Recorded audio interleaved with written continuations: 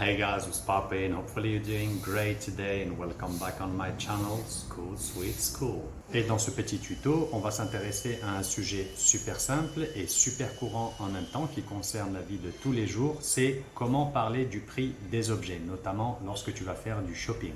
Mais avant de commencer, tu vas pouvoir t'abonner à cette chaîne merveilleuse et à cliquer sur la petite cloche pour les futures vidéos. N'hésite pas également à liker, commenter et partager ce travail autour de toi. Ça mange pas de pain et ça peut être utile. Alors, si tu vas aux États-Unis, en Angleterre ou dans un pays anglophone, tu vas probablement faire des courses du shopping. Et à ce sujet-là, la première chose que tu dois apprendre, c'est comment demander le prix des produits. Au cas où tu l'aurais oublié ou au cas où tu ne le sais pas du tout, en anglais, pour demander le prix d'un produit, tu diras « How much is it ?» ou alors « How much is this ?» Combien ça coûte? Admettons que tu sois aux États-Unis et que tu vas acheter un sac à dos qui coûte $15,99.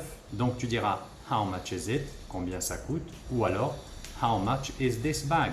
Combien coûte ce sac? Et le vendeur te dira It is $15.99. Il ne te dira pas It is $15.99. Donc s'agissant des prix aux États-Unis, on n'a pas besoin de préciser les dollars puisqu'on sait que c'est avec cette devise qu'on paye. Si tu as déjà acheté ton sac et que ton ami te demande combien tu l'as acheté, combien tu as acheté ce sac, il te dira How much was it? Ou alors How much was the bag? Combien c'était? Ou combien tu l'as acheté ce sac. Ici, la question n'est plus au présent mais au passé, donc ta réponse également sera au passé. Tu diras It was $15.99.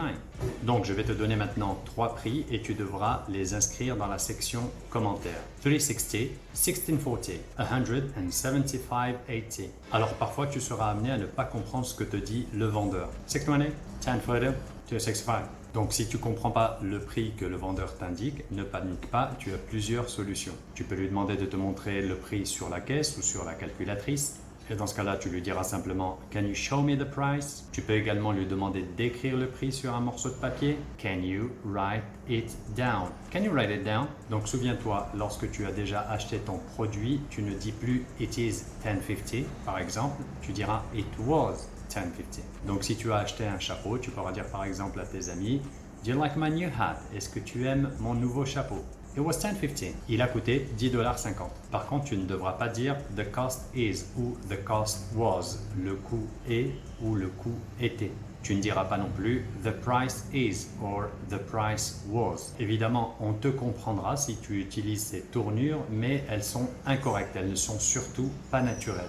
Donc, ce sont les informations de base, les informations principales que tu dois apprendre quand il s'agit du prix des produits, de demander le prix d'un produit. Voilà, la vidéo touche à sa fin. J'espère qu'elle t'aura plu. Si c'est le cas, n'hésite pas à t'abonner à cette chaîne merveilleuse, à liker, commenter et à partager ce travail autour de toi. So, thanks for watching. Have a lovely day. Of course, stay safe and speak to you soon. Cheers.